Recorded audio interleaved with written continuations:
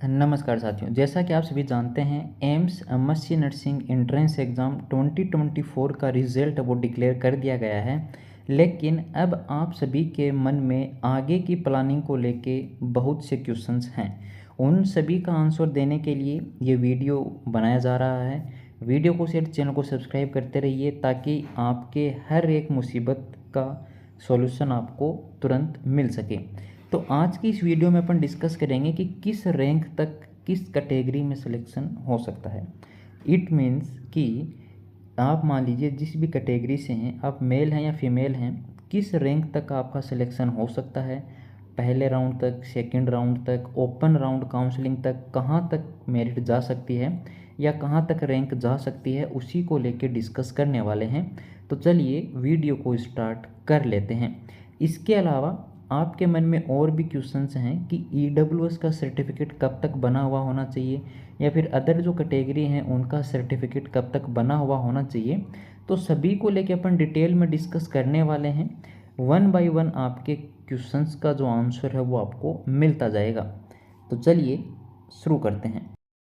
सबसे पहले हम ये देखेंगे कि AIIMS MSc nursing entrance exam 2024 के लिए इस बार टोटल कितनी सीटें हैं। देखिए साथियों, जैसा कि आप सभी जानते भी होंगे, जो लास्ट ईयर था 2023, उस टाइम जो टोटल सीट्स थी AIIMS MSc nursing entrance exam के लिए वो 173 हुआ करती थी। 173 से इस बार अच्छी खासी जो संख्या है वो सीट की इंक्रीज कर दी गई है। अब टोटल जो सीट हैं वो 210 हैं। 210 सीटों पर इस बार सिलेक्शन प्रोसेस होने वाला है। तो यहाँ पर जनरल के लिए 99 है, ओबीसी के लिए 52 है, एससी के लिए 28 है, एसटी की 10 है और ईडब्ल्यूएस की 19 सीटें यहाँ पर रिजर्व रखी गई हैं। अब हम आपको ये भी बताएंगे कि ये जो रिजल्ट जारी किया गया है इसमें जनरल के कितने कैंडिडेट क्वालिफाई हुए हैं। तो जनरल के 613 कैंडिडेट हैं, ओबीसी के 416 कैंडिडेट हैं, एससी से 224 हैं, एसटी के 80 कैंडिडेट हैं और ईडब्ल्यूएस के 152 कैंडिडेट हैं। आपकी गिनती में हो सकता है कुछ 5 to 10 कैंडिडेट ज़्यादा आपकी काउंट में आएंगे। वो इसलिए आएंगे क्योंकि आप पीडब्ल्यूडी कैंडिडेट को भी इंक्लूड कर रहे हैं और जिनके सामने एम्स नाम लिखा हुआ है आप उनको भी इंक्लूड कर रहे हैं। आपको ऐसा नहीं करना है। दूसरी बात, आपके मन में एक ये क्वेश्चन था, वो चलिए हम नेक्स्ट स्लाइड में भी डिस्कस ही कर लेते हैं। तो सबसे पहले अपन ओबीसी कैटेगरी को लेकर डिस्कस करने वाले हैं कि ओबीसी में किस रैंक तक सिलेक्शन हो सकता है। तो ओबीसी में आप चाहे मेल हैं या फीमेल हैं, कोई अलग अलग सीटें आपके लिए रिजर्व नहीं हैं। जिस भी कैंडिडेट के हायर मार्क्स हैं उसी को मौका मिलने वाला है। तो 290 से लेके 410 रैंक तक ये आपका जो सिलेक्शन है वो हो सकता है। हालांकि थोड़ा बहुत ऊपर या नीचे हो सकता है, लेकिन इस रैंक तक सिलेक्शन हो जाएगा क्योंकि बड़ी जो अपडेट वो यही है कि सीटों की संख्या जो इस बार है वो यहाँ पर आपकी 37 जो सीटें इस बार बढ़ी हैं, 37 जो सीटें बढ़ी हैं उसका आपको फ़ायदा मिलने वाला है। अब देखिए आपके मन में ये क्वेश्चन है कि जो रिज़ल्ट आया है उसमें कैटेगरी के सामने एम्स लिखा हुआ है, ऐसा क्यों है। तो देखिए एम्स केवल और केवल उसी कैंडिडेट के सामने लिखा हुआ है जो इन सर्विस एजुकेशन लेना चाहते हैं, मतलब इन सर्विस स्टडी करना चाहते हैं, जिनको एम्स में नर्सिंग ऑफिसर की जॉब करते हुए 5 ईयर कंप्लीट हो गए हैं और उसमें से अगर किसी ने एंट्रेंस एग्ज़ाम दिया है तो उसके सामने लिखा हुआ है एम्स और उसकी कैटेगरी भी मेंशन की गई है। इसके लिए एम्स न्यू दिल्ली के पास 7 सीटें अलग से रिजर्व हैं। 7 है या 8 हैं, मे भी कितनी है, 7 सीटें हैं शायद या 8 हैं। तो ये सीटें रिजर्व हैं एम्स दिल्ली के पास इन सर्विस एजुकेशन के लिए। अच्छा जी, चलिए अब ये आपका क्वेश्चन हुआ कंप्लीट। सेकंड है कि जनरल में कहाँ तक सिलेक्शन होगा। तो देखिए जनरल वालों के लिए तो हमेशा वही बात होती है, खोदा पहाड़ निकली चूहिया वाली। तो जनरल के लिए 180 से लेकर 230 रैंक तक सिलेक्शन होगा। हो सकता है 40 चला जाए, इससे ज़्यादा मैक्सिमम नहीं होगा क्योंकि पिछली बार आपने रिजल्ट देखा होगा, आई होप कि सेकंड रैंक वाले जनरल कैटेगरी के कैंडिडेट को भी सीट नहीं मिली थी। तो वो डिपेंड करता है कि आपको कौन सा यहाँ पर जो कोर्स है वो चाहिए होता है, मतलब आप किस ब्रांच में जाना चाहते हैं, किस सब्जेक्ट्स में आप करना चाहते हैं। तो ये सारी बातें मिलने के बाद ही जो चॉइस फिलिंग होती है उसको बहुत ही सावधानी से भरा जाता है।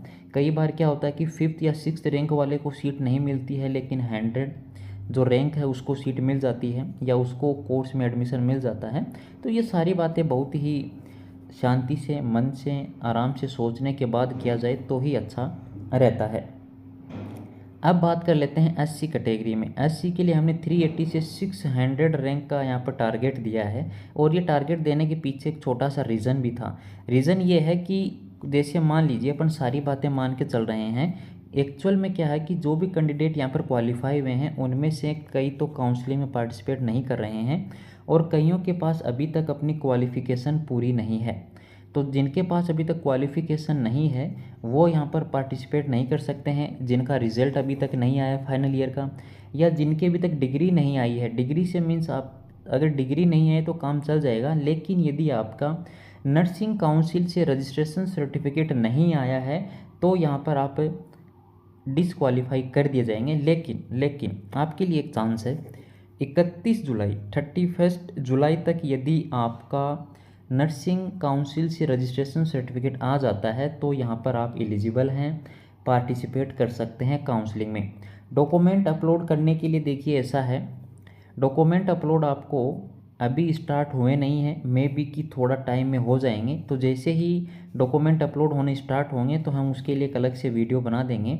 एसटी कैटेगरी के लिए 580 से लेके 750 रैंक तक सिलेक्शन हो जाएगा, यहाँ पर इतना आपको घबराने की आवश्यकता नहीं है। ईडब्ल्यूएस कैटेगरी के लिए 390 रैंक हाईएस्ट है, हालांकि अगर पीडब्ल्यूडी ईडब्ल्यूएस में है तो उसका तो फिर 800-900 के आसपास भी सिलेक्शन हो जाएगा। तो ये सभी था। रिजल्ट कैसे चेक करें? रिजल्ट चेक करने का डायरेक्ट जो लिंक है वो हम आपको बता देंगे। इसके लिए हम एक वीडियो अलग से बनाएंगे क्योंकि रिजल्ट अभी 1-2 दिन में अपलोड होगा। तो जैसे ही रिजल्ट अपलोड हो जाएगा तुरंत वीडियो अपलोड कर दिया जाएगा। वीडियो को शेयर, चैनल को आप सब्सक्राइब कर दीजिए ताकि इसी प्रकार लेटेस्ट अपडेट आपको मिलता रहे। इसके अलावा यदि आपके मन में कोई और क्वेश्चंस है, जो हम अभी जो डिस्कस कर रहे थे कि ये जो सेल्फ अंडरटेकिंग है ये क्या है, तो ये उन सभी कैंडिडेट को देना होगा जिनका अभी तक रिजल्ट नहीं आया है। यदि आपका अभी तक रिजल्ट नहीं आया तो आप अपने कॉलेज से ये बनवाना होगा।